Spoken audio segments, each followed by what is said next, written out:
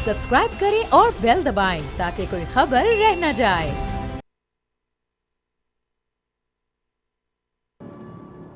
अस्सलाम वालेकुम नाजरीन, मैं हूं डॉक्टर फ़ैज़ा अकबर खान और मैं हूं पाकिस्तान और आप देख रहे हैं पाकिस्तान के सबसे बड़े न्यूज़ चैनल का नंबर 1 प्रोग्राम ऐसे नहीं चलेगा। अच्छा, आपने जुमला अक्सर सुना होगा कि फ़लाँ शख्स ने फ़लाँ शख्स को उंगलियों पे नचा दिया और फ़लाँ ने फ़लाँ को तिगनी का नाच नचा दिया। ज़्यादातर ये जुमले सास बहू के बारे में बोलती है। जैसे कि सास कहती कि जी बहू ने मेरे बेटे को अपनी उंगलियों पर नचा के रखा हुआ है, जो वो कहती है मेरा बेटा तो वही करता है।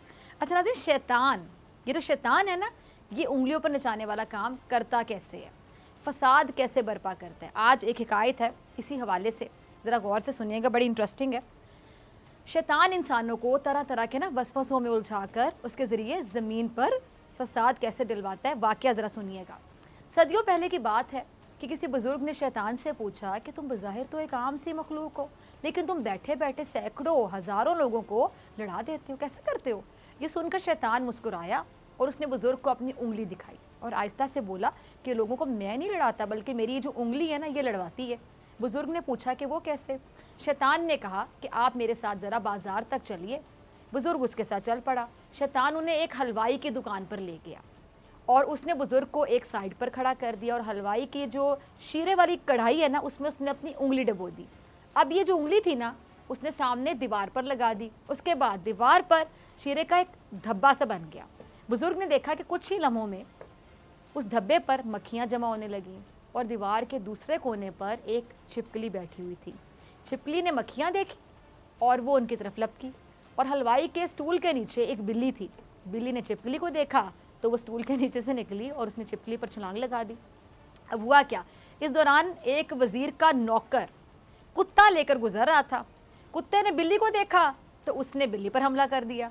बिल्ली दुकान के अंदर भागी, लेकिन कुत्ता मिठाई पर चढ़ गया, उसने सारी मिठाई ख़राब कर दी।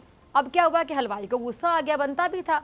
उसने जलेबियाँ तलने वाला जो बड़ा चमचा ना, गुस्से से कुत्ते के सर पे दे मारा। कुत्ते ने चीख मारी, बाजार में गिरकर दम तोड़ गया। वज़ीर का नौकर भागता हुआ आया, उसने हलवाई को गिरेबान से पकड़ा, उसे दुकान से निकाला और मारने लगा। हलवाई के जो मुलाजिम है वो शोर सुनकर बाहर आए, उन्होंने वज़ीर के नौकर को मारना शुरू कर दिया। अब इतने में इस लड़ाई की इतला वज़ीर के दफ्तर तक पहुंच गई। वज़ीर ने अपने सिपाही बाजार की तरफ दौड़ा दिए। सिपाही हलवाई की दुकान पर पहुंचे, हलवाई के नौकरों को मारने लगे। अब ये ज़्यादती देखकर जो दूसरे दुकानदार हैं वो अपनी दुकानों से बाहर निकले, उन्होंने सिपाहियों को मारना शुरू कर दिया। किस्सा मुख्तसर ये कि लड़ाई चंद लम्हों में पूरे शहर में फैल गई।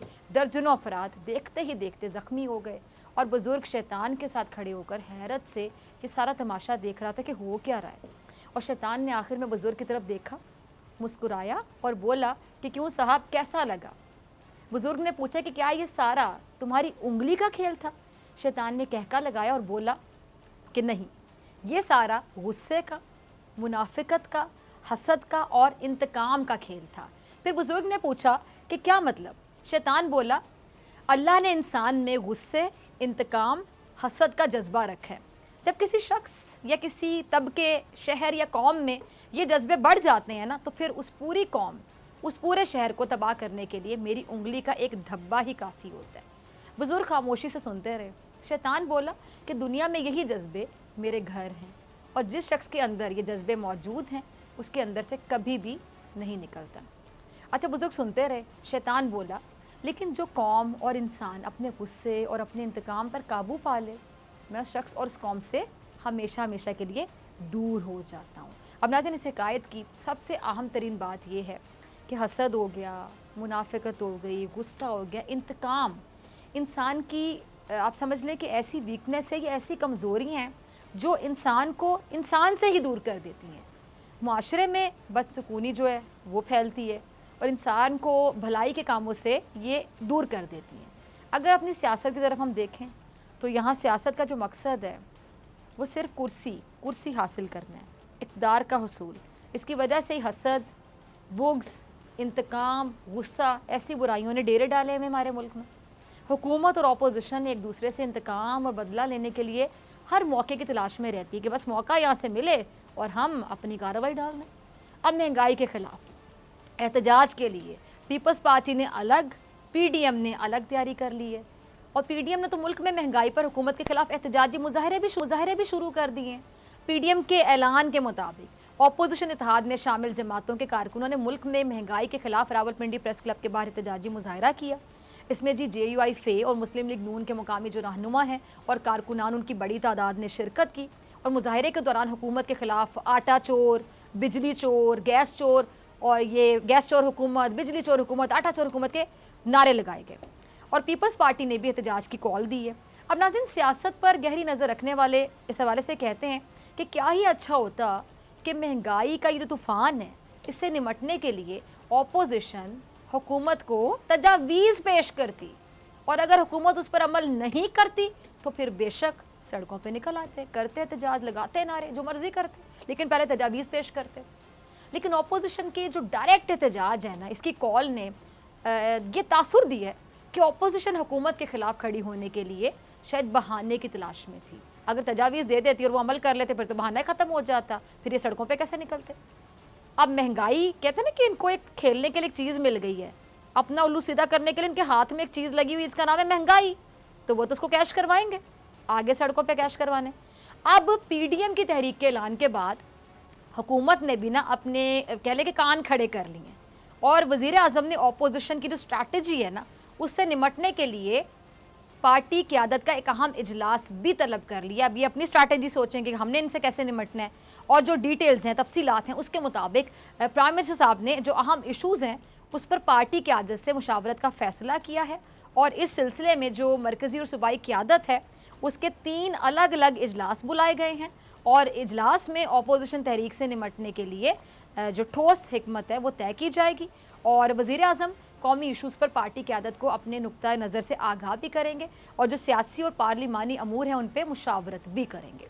अच्छा, अब एक तरफ ऑपोजिशन हुकूमत पर हमलावर होने के लिए बाकायदा कमर बांध रही है और दूसरी जानिब हुकूमत अपने बचाव के लिए एक हिकमत अमली समझ रही है, ढाल बना रही है और यही वजह कि शेख रशीद साहब ऑपोजिशन को कह रहे हैं कि प्यार से चलोगे तो प्यार से चलेंगे और अगर इंतशार पैदा करोगे तो हम इंतशार को रोकने के लिए ताकत का इस्तेमाल करेंगे।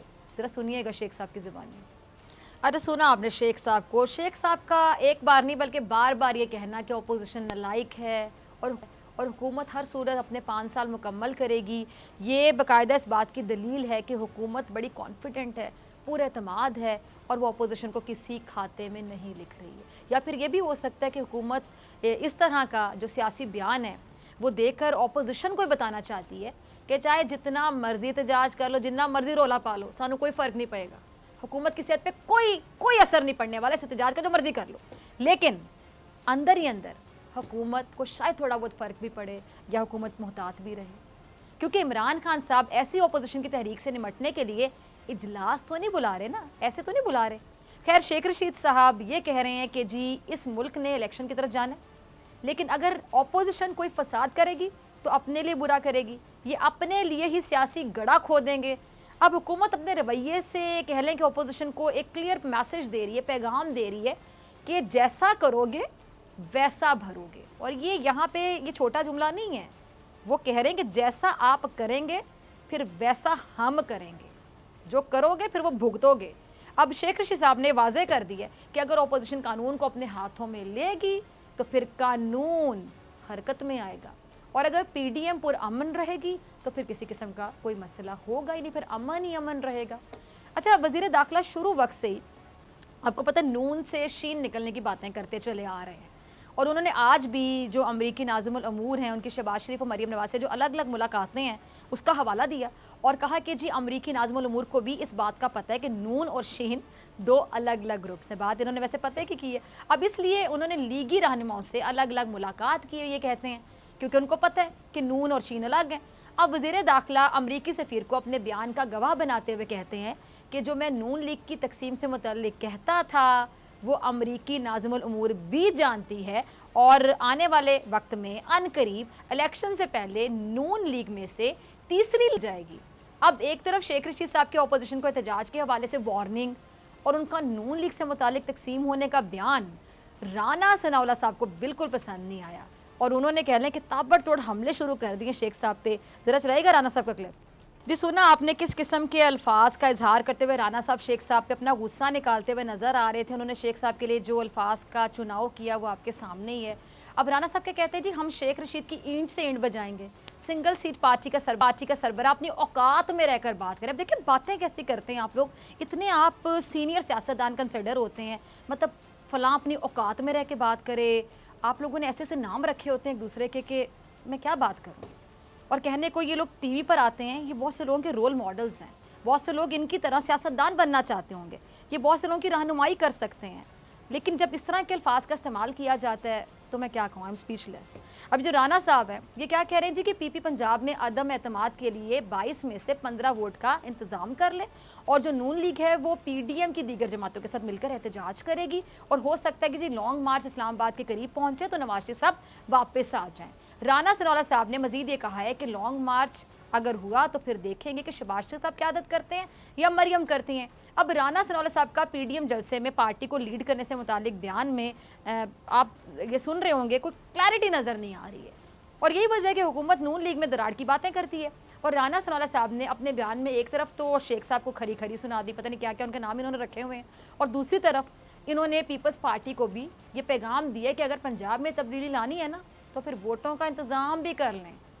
अच्छा, जब खबरें ये हैं कि राना सलाना साहब ने सीधी सीधी बातें ऐसी ही नहीं कहीं, ये बिल्कुल ऐसे ही नहीं हुई, बल्कि हो सकता है कि अपोजिशन जैसे इस्लामाबाद की तरफ मार्च को बढ़े तो नवाज शरीफ साहब पाकिस्तान वापस आ जाए।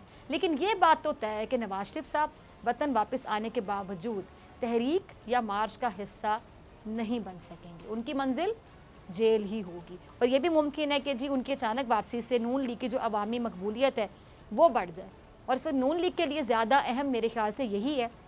और अब शायद इसीलिए जो नून लीग जो पहले में इन हाउस तब्दीली लाने के लिए तैयार नहीं थी, उसने अवाम में मकबूलियत पाने के लिए और सारा मलबा कह लें कि पीपल्स पार्टी पर गिराने के लिए पीपल्स पार्टी को पंजाब में इन हाउस तब्दीली की दावत दे दी है।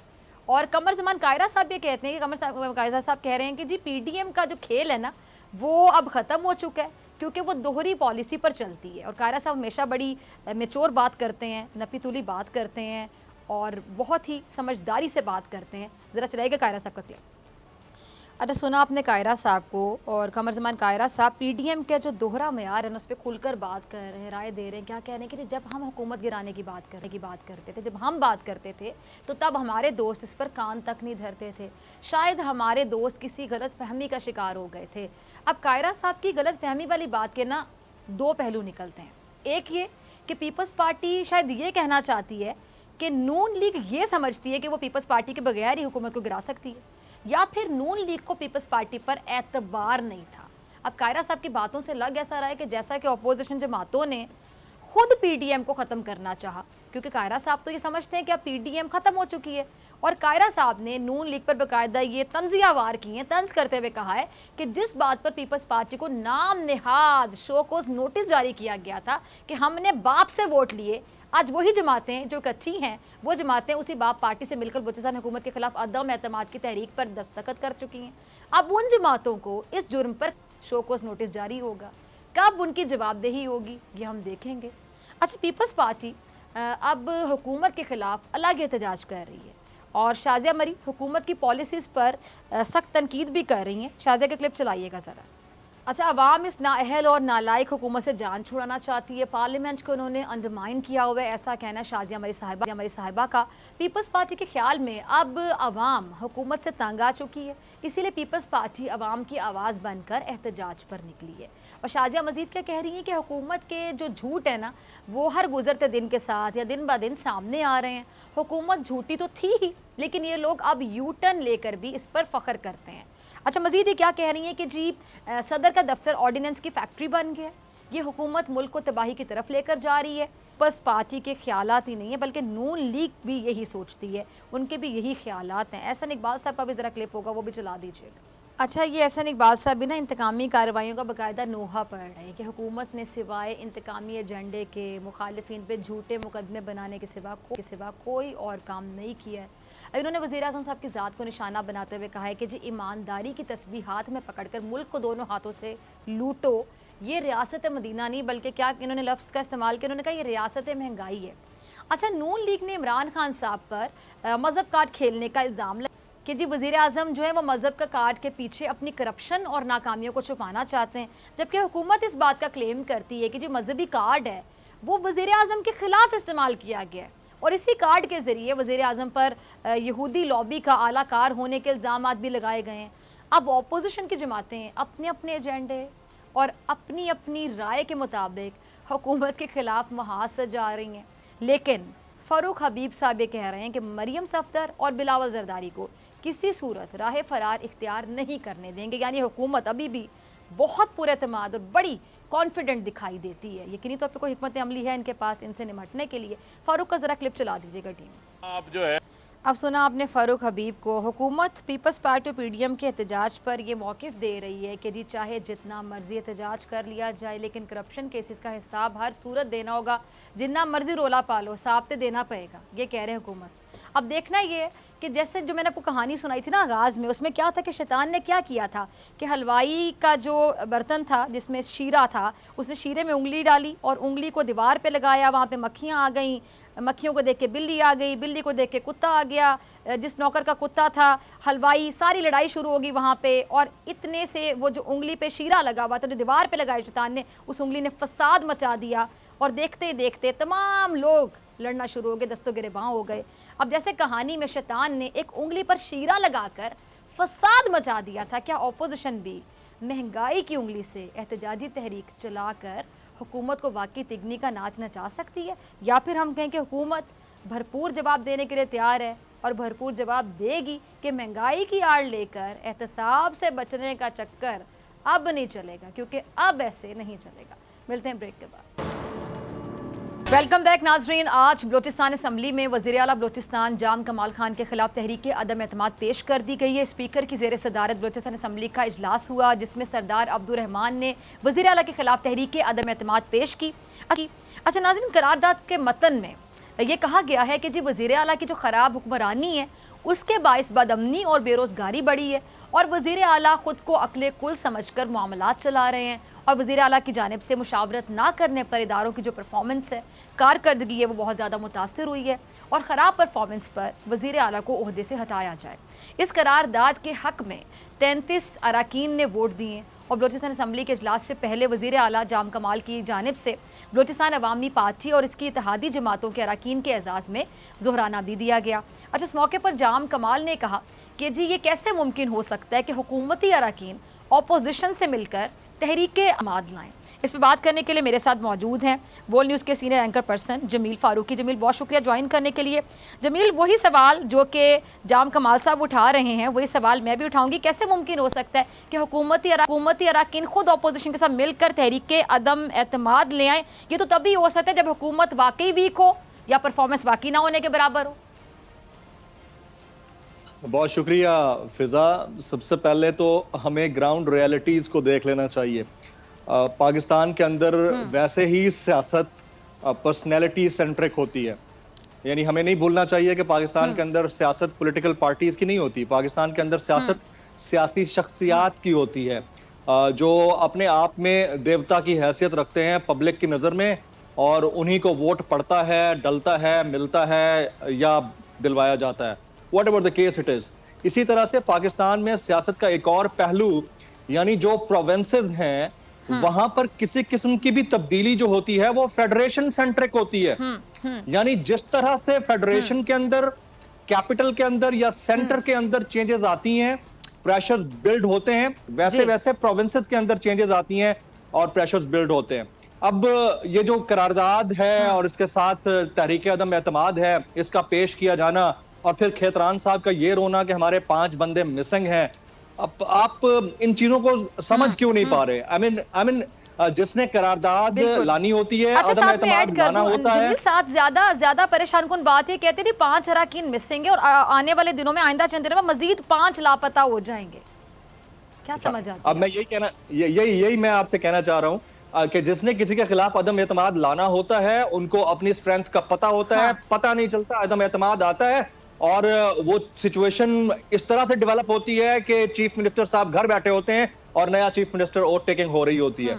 लेकिन जहां पर ये लोग मिस होना शुरू हो जाएं, जहां पर ये दबाव डाला जा रहा हो कि खुद जाम कमाल साहब चले जाएं, अदरवाइज उनको कानूनी या आईनी तरीके से भेज दिया जाएगा, तो यहां पर आ जाती है चीज ब्लैकमेलिंग की। आप अंदाजा, मैंने पहले कह दिया आपको कि प्रोविंसेस खासतौर पर जहां पर हंग पार्लियामान है, like in Punjab and Balochistan, वहां पर जो भी पॉलिटिक्स होती है वो फेडरेशन सेंट्रिक होती है। यानी फेडरेशन यानी सेंटर के अंदर अगर कोई प्रेशर डेवलप हो रहा है किसी भी वजह से, आपको पता है पिछले 3 हफ्ते से क्या प्रेशर डेवलप हुआ है, हम सबको पता है ना, किस एक तैनाती की वजह से पूरा प्रेशर डेवलप हुआ है, और वो सारे का सारा खान साहब के ऊपर है। और जाम कमाल साहब किसकी रिकमेंडेशन पे प्राइम मिनिस्टर चीफ मिनिस्टर बने हैं? बलूचिस्तान के खान साहब की रिकमेंडेशन पे। किसको रिप्रेजेंट करते हैं? इमरान खान साहब को रिप्रेजेंट करते हैं। अब यहां पर ये मेक एंड शेक की जो पॉलिटिक्स है उसमें प्रोविंसेस रिप्रेजेंट कर रहे हैं फेडरेशन सेंट्रिक पॉलिटिक्स को। जिसने निकालना होता है वो 4 दिन नहीं लगाता, आपकी तहरीक अदम एतमाद आती है, बंदे सारे प्रेजेंट हो जाते हैं और पता नहीं चलता एक वोट के इम्बैलेंस होने से क्या होता है, आपका पूरा सिस्टम शेक कर जाता है और प्रोविंस में एक नया चीफ मिनिस्टर आ जाता है। यहां पर प्रेशर डेवलप हो रहा है। प्रेशर किस लिए? मैंने ये बात आज से तकरीबन 1 हफ्ता पहले भी कही थी, हमारे ही किसी शो पे मैंने ये बात कही थी कि हमारी जो पॉलिटिक्स है ना प्रोविंसेस की, खासतौर पर बलूचिस्तान की, वो फेडरेशन सेंट्रिक है। इस्लामाबाद में जिस दिन प्रेशर रिलीज हुआ सिचुएशंस का, उस दिन बलूचिस्तान के अंदर सब ठंड पड़ जानी है। आप देख लीजिएगा अगले 3-4 दिन में अगर यहाँ पर जो 2-3 मसाइल फंसे हुए हैं, खासतौर पर जो कॉन्स्टिट्यूशनल पोस्टिंग एंड ट्रांसफर्स का है, वो मसला अगर सॉर्ट आउट हो जाता है तो जाम कमाल साहब कंटिन्यू करेंगे। अगर ये मसला मजीद खटाई में पड़ता है तो अगले चंद दिन बाद देखिएगा आपको रोना धोना नजर आएगा, और वहां से जो प्रेशर डेवलप होगा यानी बलूचिस्तान के अंदर से, वो प्रेशर डेवलप होते होते होते आपको पंजाब के अंदर नजर आएगा। बिकॉज पाकिस्तान की जो पॉलिटिक्स है personality centric plus federation centric, इससे बाहर आप नहीं निकल सकते फिजा। ठीक है। अच्छा जमील, दूसरा ये बताएं कि जो वज़ीर आला साहब पर इन्होंने संगीन इल्ज़ामात लगाए नाराज़ अरकान ने, ये आपको सियासी इल्ज़ाम तराशी दिखाई देते हैं या फिर इसमें वाकई कोई हकीकत है? और अहम सवाल है कि इन इल्ज़ामात पर क्या नैब नोटिस नहीं ले सकता? हमारे एक बड़े बुजुर्ग कहा करते थे कि जब आपके किसी के साथ ताल्लुकात अच्छे होते हैं ना तो उसकी सारी खूबियां नजर आ रही होती हैं, और जिस दिन ताल्लुकात में थोड़ी सी भी दरार पड़ती है ना तो आपको सारी बुराइयां नजर आना शुरू हो जाती हैं, खूबियां उसके पीछे रह जाती हैं। And likewise is the case in the politics. I mean ये 3 साल तक कहां थे ये सारे के सारे अरकान, जिनको नजर नहीं आ रहा था कि करप्शन होने की वजह जाम कमाल साहब हैं, उनको नजर नहीं आ रहा था कि बैड गवर्नेंस की वजह जाम कमाल साहब हैं, उनको नजर नहीं आ रहा था कि जो बजट रिलीज नहीं होते उसकी वजह भी जाम कमाल साहब हैं, उनको वजह नहीं नजर आ रही थी कि लॉ एंड ऑर्डर का जो डिस्टर्बेंस है वो भी जाम कमाल साहब की वजह से है। ये हर साल अक्टूबर के अंदर ही वेव क्यों आती है, और खासतौर पर ऐसी सिचुएशन के अंदर जब पूरे सेंटर के अंदर अफवाहों का बाजार गर्म है, उस सिचुएशन में उनको ये नजर आ रहा है। अच्छा जमील, सॉरी मैं आपको रोक रही हूँ। लीडर बलूचिस्तान असेंबली मलिक सिकंदर साहब मेरे साथ मौजूद है। मलिक साहब बहुत शुक्रिया ज्वाइन करने के लिए, वक्त देने के लिए। जमील फारूकी भी मेरे साथ मौजूद है। मलिक साहब मैं ये जानना चाहूंगी कि क्या चल रहा है बलूचिस्तान में? तमाम लोग कंफ्यूज हैं, परेशान हैं, कुछ लोग लापता भी हैं, मजीद कुछ आने वाले दिनों में मजीद लापता हो जाएंगे। ये चल क्या रहा है? मतलब हुकूमत के लोग ही जो हैं वो अपोजिशन के साथ मिलकर तहरीक अदम एतमाद ला रहे हैं। इतनी खराब परफॉर्मेंस थी वज़ीर आला की, कुछ समझ नहीं आ रहा, जरा समझाने की कोशिश कीजिएगा। तो मैडम 1 महीने से ये तनाज़ा चल रहा है। हम अपोजिशन वाले तो 3 साल से ये सारी चीजें गिनवा रहे हैं, पूरे बलूचिस्तान के अवाम को भी और पाकिस्तान के अवाम को भी। अब इस हद तक पहुंच गया कि इनके अपने लोग भी इनकी गलतियां गिनने भी लगे, इनके गैर कानूनी इक़दाम की बुनियाद पर ये अलग हो गए उनसे।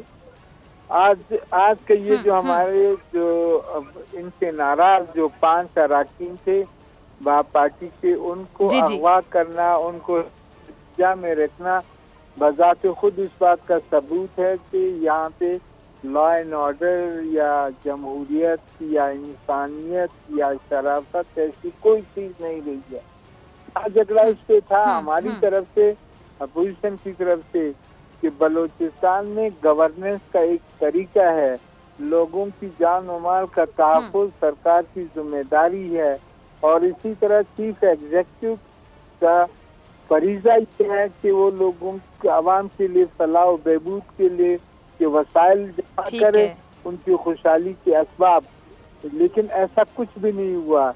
फिर जो फंड आए बजाय इसके कि वो हलकों पे मसावी अंदाज में तकसीम हो, मनपसंद लोगों को, चाहे वो गैर मुंतखब मनपसंद लोगों को दिए गए, जिससे करप्शन का बाजार 3 साल से गर्म रहा है। इसी तरह फिर जाम साहब की जुल्म का आप इससे सिर्फ अंदाजा लगाएं कि अपने हलके के लिए तो 12 अरब रुपए, और अब एक और रिपोर्ट के मुताबिक 12 अरब से भी ये पैसे बढ़ गए हैं, ये अपने हलके एक जिले लसबेला में बांट रहे हैं। तो बाकी जगहों पे तो ऐसी कोई चीज नहीं है। तो ये तमाम चीजें ऐसी हैं जिससे गवर्नेंस नाम की चीज खत्म हो गई है। आज अगर ये अगवा करता है तब भी ये इसने खत्म होना है। ये लोगों को हिफ्ज़ बेजा में रखता है तब भी इसने खत्म होना है। इसका कोई दूसरा रास्ता नहीं है।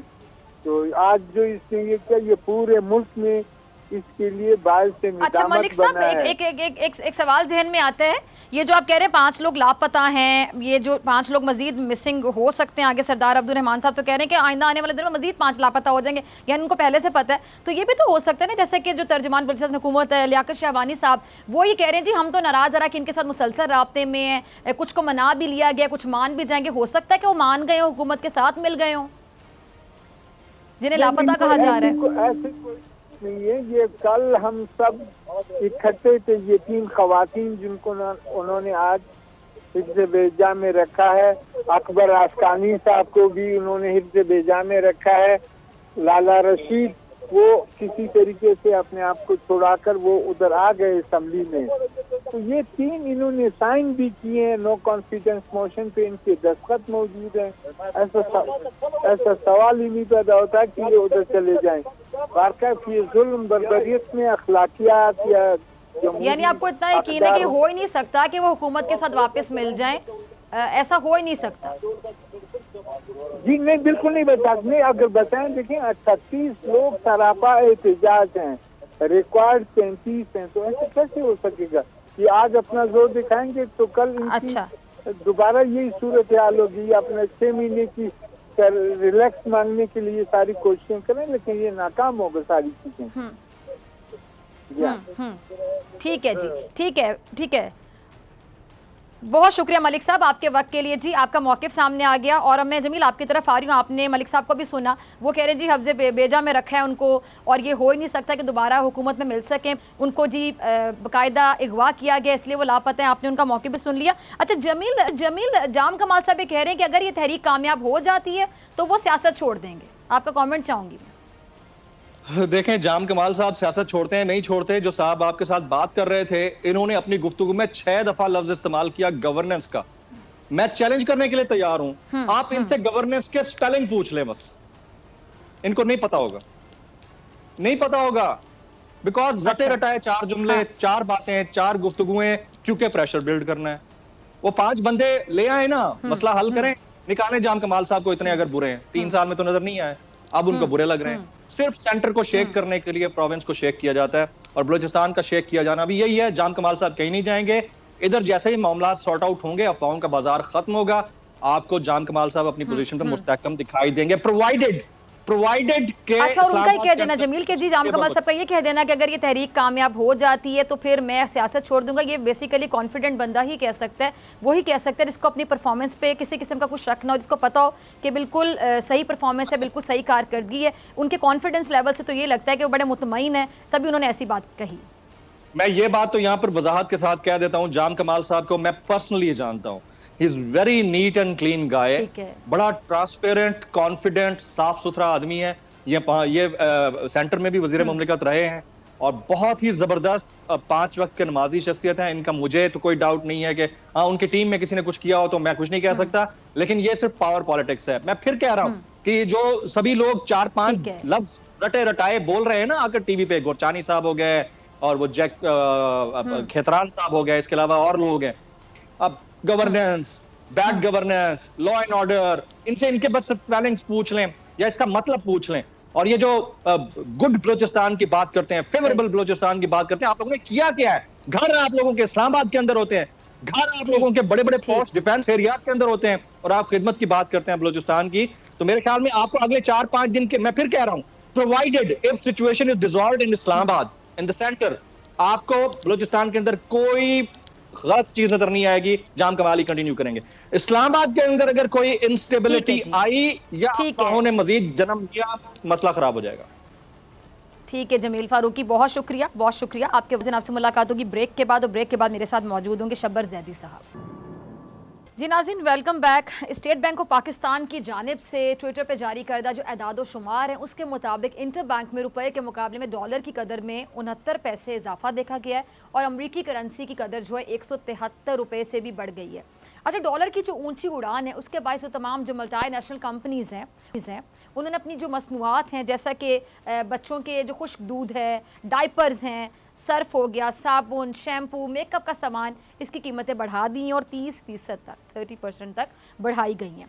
अच्छा, दूसरी जानिब गवर्नर स्टेट बैंक रज़ा बाकिरी कहते हैं कि जी IMF के साथ जो मुज़ाकरात हैं वो बड़े मुस्बत अंदाज में आगे बढ़ रहे हैं और जल्द ही IMF के साथ जो डील की खुशखबरी है वो भी सुनाई जाएगी, आपको मिलेगी। अच्छा, पेट्रोलियम मसनूआत की जो कीमतें हैं उसमें इजाफे के हवाले से उन्होंने बात की और जी रज़ा बाकिर साहब ने कहा कि महंगाई पूरी दुनिया में हो रही है और अमेरिका में जो महंगाई है वो पिछले 30 साल में नहीं हुई है। तेल की कीमत बढ़ने से महंगाई में इजाफा हो रहा है। इस पूरी सूरत हाल पे बात करने के लिए मेरे साथ मौजूद चेयरमैन FBR और सीनियर माहिर माशियात शब्बर जैदी साहब, बहुत शुक्रिया जैदी साहब ज्वाइन करने के लिए। जैदी साहब, क्या वजह है कि इस बार जो IMF से मुज़ाकरात हैं वो बड़े लंबे हो गए हैं, तवील हो गए हैं? क्योंकि पाकिस्तान ने तो IMF की बात मानते हुए बिजली की कीमतें भी बढ़ा दी हैं, सब्सिडी भी ख़त्म कर दी है। अब इसके अलावा क्या हम सोच सकते हैं कि IMF ने कुछ मज़ीद नई शराइत ऐसी रख दी हैं या मज़ीद ऐसी शराइत हो सकती हैं कि मामला हल की तरफ जा ही नहीं रहे, महंगाई होती चली जा रही है, सिचुएशन समझ नहीं आ रही, किसी को अवाम बेचारे परेशान हुए बैठे हैं? देखिए, इसमें डॉक्टर साहिबा दो बातें। पहली बात तो ये है कि ये आपका अंडरस्टैंडिंग गलत है कि हम सब्सिडी ऑन पेट्रोलियम और एनर्जी जो है वो खत्म कर देंगे। IMF की डिमांड ये है कि वो सब्सिडी को लॉन्ग टर्म में खत्म करना चाहते हैं। रज़ा बाकर साहब जो मर्जी कहते रहें या जो भी पोजीशन हो, हमें सब्सिडी ऑन एनर्जी खत्म करने की पोजीशन में पाकिस्तान नहीं है और एनर्जी और पेट्रोलियम पे सब्सिडी बाकी रहेगी। इस बात के ऊपर हमारा और IMF का मेरे जाती हिसाब से एक तनाव है जो उन्हें सेटल करना पड़ेगा। इसमें हमारे पास वापसी की राह नहीं है, वापसी की राह उनको लेनी पड़ेगी कि हमारी बात से एग्री करें। दूसरा, वो ये बात कर रहे हैं कि अपनी जो टैक्स की एग्जेम्पशन है वो खत्म करें, उस पर ही मेरा ये व्यू है कि अभी कोई मेजर एग्जेम्पशन इस तरह की नहीं है जिसको हम खत्म कर सकते हैं। तो IMF के जो मुज़ाकरात हैं वो इसलिए हमारे पेंडिंग पड़े हैं कि दो जो शराइत, बुनियादी शराइत हैं IMF की, वो शराइत हैं, ये जो कुछ भी हैं वो हम पूरी नहीं करेंगे और वो हमें नहीं करनी चाहिए और हमें नहीं करनी। तो ये इस वजह से IMF के मुज़ाकरात पेंडिंग है और उसमें कोई बुरी बात नहीं है, हम उनकी बिला वजह की कोई कंडीशन एक्सेप्ट नहीं करेंगे। अब बात आ गई जो बुनियाद, दूसरी बात मैं कहना चाहता हूँ कि देखें, आप भी इस प्रोग्राम करती रही हैं मईशत के ऊपर और चीज़ों को जानती हैं। IMF और जो इंटरनेशनल लॉबी होती है वो अपनी डिसीजंस को और अपनी लचक को और अपने मामलात को इस बुनियाद पे करती है कि हमारे वेस्टर्न कंट्रीज के साथ ताल्लुकात कैसे हैं। मेरी जाती हिसाब से हमारे ताल्लुकात इस वक्त वेस्टर्न कंट्रीज के साथ उतने इतने ज़्यादा मजबूत नहीं हैं कि वो हमारे लिए IMF को कोई सिफारिश कर सकें। और जब तक हमारी वो पोजीशन जब तक वो हमें सिफारिश नहीं करेंगे, IMF से हमें लीनियंसी नहीं मिलेगी। मगर मैं आपको ये प्रेडिक्ट कर रहा हूँ कि इंशाल्लाह ताला आपको ये 1-1.5 हफ्ते के अंदर ये प्रेडिक्शन चेंज होगी और हम अपनी एक नई की तरफ जाएंगे। सॉरी, मैं आपकी बात काट रही हूँ शब्बर जैदी साहब। ये जो हमारे ताल्लुकात उनके साथ बेहतर नहीं है, उसकी बहुत सी वजूहात हैं, आप भी समझ सकते हैं। एब्सोल्युटली नॉट वाली बात भी हो सकती है। फिर ये जो हुकूमत है ये डू मोर नहीं करना चाहती, नो मोर उनको क्लियरली कह दिया जाता है। एब्सोल्युटली नॉट तो जारी बात है, उनको जाके उनके दिल पे चुभता है। फिर जो अफगानिस्तान की सूरत हाल है, कश्मीर के मामले में ये जो हुकूमत है, PTI की गवर्नमेंट, इमरान खान साहब ने बहुत खुलकर स्टैंड लिया है, खुलकर वो बात करते हैं। तो ये तमाम जो चीज़ें हैं ये अब ये तो चलती रहेंगी, तो इसके साथ हम कह सकते हैं कि हमारे ताल्लुकात उनके साथ उस तरह कभी हो ही नहीं सकते जिस तरह आप कहना चाह रहे हैं। तो फिर IMF जो है और ये जो हमारे मुज़ाकरात हैं, इसका ऊँट किसी करवट उस तरह बैठ ही नहीं सकता। फिर अवाम, इसका मतलब है जब तक PTI की हुकूमत रहेगी और जब तक ये बुनियादी बातों पर स्टैंड लेते रहेंगे, जो कि लेना बनता है, कश्मीर के मामले पर स्टैंड लेना बनता है, एब्सोल्युटली नॉट कहना बनता है मेरे मुताबिक। आई होप कि आप भी एग्री करेंगे, या नहीं भी करेंगे तो आप अपनी राय दे सकते हैं। तो फिर क्या महंगाई के बोझ तले अवाम पिसती चली जाएगी? देखिए, मैं हमेशा से इस बात का कायल हूँ कि पाकिस्तान के ताल्लुकात अमेरिका से किसी भी हाल में नाखुशगवार नहीं हो सकते, क्योंकि पाकिस्तान का सबसे बड़ा बायर और पाकिस्तान का सबसे बड़ा सपोर्टर फाइनेंशियल मैटर में USA है, आज भी है, कल भी रहेगा और आइंदा भी रहेगा। पाकिस्तान USA के साथ रॉन्ग साइड पर नहीं हो सकता। ये हमें जज्बातियत को ख़त्म करना पड़ेगा। आप इसमें कश्मीर का इशू ले लें, आप इसमें इंडिया का इशू ले लें, आप कुछ भी ले लें, ये जज्बातियत के बाद देखिए 71 साल से हम जज्बात से खेल रहे हैं। जज्बात की बुनियाद पर आवाम को सूली नहीं चढ़ाया जा सकता। आपने कल की खबर देखी होगी या नहीं? तो शब्बर ज़ैदी साहब, आप बिल्कुल सही फरमा रहे हैं। तो आपको क्या लगता है कि मईशत की बेहतरी के लिए जो IMF के मामलात हैं, महंगाई की कमी के लिए घुटने टेकने पड़ेंगे? अगर मैं आम अल्फाज में बात करूं कि कश्मीर के मामले में भी बात ना हो, इंडिया के हवाले से कोई बात ना हो, हम कहीं स्टैंड ना ले सकें। IMF तो एक बहुत छोटा सा 6 बिलियन का कर्जा है। जब IMF आता है उसके साथ पूरा एक सपोर्ट पैकेज आता है। मैं आपसे सिर्फ ये कहने की कोशिश कर रहा हूँ कि हमारा बुनियादी ऑब्जेक्टिव ये होना चाहिए, हम एज सून एज पॉसिबल अपनी पोजीशन को इम्प्रूव करें। अगर हमने यूएस पोजीशन को इम्प्रूव नहीं किया तो हम अपनी मईशत की सही को नहीं डाल सकते। ये बात हमें क्यों नहीं समझ आ रही है? ये तो दीवार पे लिखी हुई है, इसमें क्या परेशानी है? इसमें कोई परेशानी नहीं। अच्छा शब्बर ज़ैदी साहब, अच्छी ये बताएं कि हुकूमत की ऐसी क्या गलतियां आपको नजर आती हैं कि जो करंट अकाउंट खसारा है वो इस साल बाकायदा खसारे में चला गया? मैडम, अगर आम अल्फाज में बचाऊं कि आप नाजरीन को समझाएंगे, और नाजरीन जिनको नहीं पता कि इकोनॉमी होती क्या है, उन्होंने इकोनॉमिक्स नहीं पढ़ी, तो उनको नहीं पता चलता बहुत सी टर्म्स का, तो आप उनके लिए आसान अल्फाज में ज़रा बता दीजिएगा। मैं ये कह रहा हूँ, गलतियाँ कोई नहीं है। पाकिस्तान को ये बात रियलाइज करनी चाहिए, पाकिस्तानी कौम को भी, पाकिस्तान के लीडरों को भी, कि पाकिस्तान माशी तौर पर एक मजबूत मुल्क नहीं है और कभी भी नहीं रहा। जब आप माशी तौर पे मजबूत मुल्क नहीं होते तो अपने नजरियों पर और अपने स्टैंड के ऊपर पोजीशन नहीं ले सकते। ये वो वाली बात है कि आपके पेट पे रोटी नहीं है और आप नजरिए की बुनियाद पर लोगों से जाके झगड़ रहे हैं। ये नहीं हो सकता। शब्बर ज़ैदी साहब, अगर आपकी बात को मैं एक जुमले में कंक्लूड करूं तो क्या आप ये कहना चाह रहे हैं कि अगर पाकिस्तान उस तरह मजबूत नहीं है तो हम हमेशा डूम वोर करते रहेंगे, हम स्टैंड नहीं ले सकते, हमारी कोई डिग्निटी नहीं होगी, हम एब्सोल्युटली नॉट नहीं कह सकते, हम सही को सही, गलत को गलत नहीं कह सकते? ऐसी बात कही है जो गलत है, मुझे समझा दें। आज एक बात आप मुझे बता दें जो अमेरिकन कह रहे हैं जो गलत है। आप मुझे एक बात बताएं, क्या हम तालिबान की गवर्नमेंट को, जो कि गन्स के साथ आई है, उनके पास पब्लिक मैंडेट नहीं, उसको एक्सेप्ट कर लें उसको? आप बताइए मुझे, क्या ये सही होगा? तालिबान की गवर्नमेंट क्या अफगानिस्तान की नुमाइंदा गवर्नमेंट है? आप बताइए, आप आंसर देना मुझे इसका कि क्या तालिबान की नहीं। शब्बर ज़ैदी साहब, पाकिस्तान ने जितनी कुर्बानियां दी हैं, मतलब 70,000 से ज्यादा हमारे यहाँ शहादतें हैं, जितना पाकिस्तान ने अमेरिका का साथ दिया उतना किसी ने भी नहीं दिया होगा। रख लेता है, ये भी तो हकीकत है ना, इसको हम झुटला नहीं सकते। पाकिस्तान ने गलत साथ नहीं दिया, मैं ये कह रहा हूँ। बात सुने ना, अफगानिस्तान तो कभी सेटल नहीं होगा। मतलब पाकिस्तान ने तो हमेशा साथ दिया ना। आप मेरी बात समझिए, मैं कह रहा हूँ अफगानिस्तान तो कभी सेटल नहीं होगा। जी, तारीख में 2000 साल से सेटल नहीं है। अफगानिस्तान के इशूज के ऊपर और अपने नजरियात के ऊपर पाकिस्तान के 20 करोड़ अवाम को होस्टेज नहीं बना सकते। आप इस बात को क्यों नहीं समझते? हमें ये बात समझ क्यों नहीं आती? अच्छा ठीक है शब्बर ज़ैदी साहब, आगे चलते हैं, जरा मेरे पास टाइम की कमी है, 1 मिनट है मेरे पास। अब ये जो खबरें गर्दिश करी रही, डॉलर की कीमत 180 तक भी जाएगी, इसमें कितनी सदाकत है? और ये ना जाए इसके लिए क्या करना होगा? Last comment. देखिए, मेरी कैलकुलेशन ये है कि डॉलर की सही कीमत 168 रुपए है इस वक्त। ये जो 9 रुपए का डिफरेंस है, ये सारा 8 रुपए का 7 रुपए का डिफरेंस जो है, ये सब जुआ हो रहा है। इसमें अभी एक्सचेंज कंपनीज को जरा सीधा करना पड़ेगा। ये आ जाएगा पाकिस्तान का फंडामेंटली डॉलर की प्राइस।